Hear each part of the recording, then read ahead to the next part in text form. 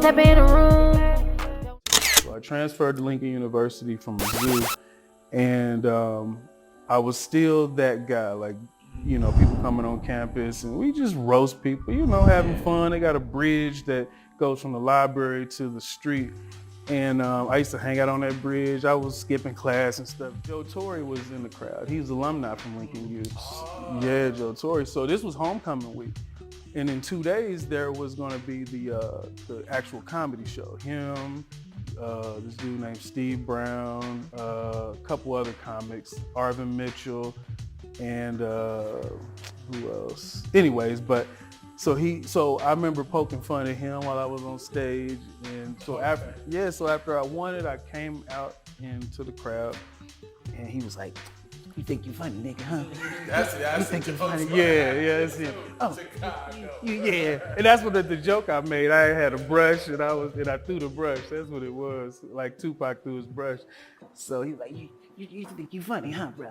Okay, I want you to come to the show this weekend. You gonna get on stage with the big boys. And I got on stage and I did more jokes. And he was like, "You funny, nigga, you funny."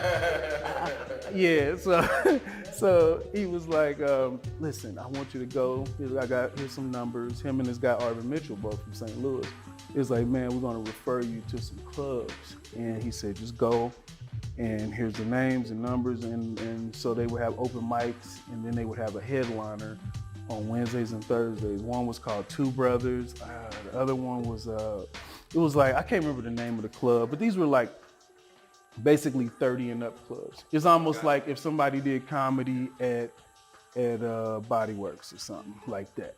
So mind you, I'm 20 years old, 21 years old, and I'm showing up confident, and I get there and I'm looking, and it's Def Comedy Jam stars. I'm like, whoa.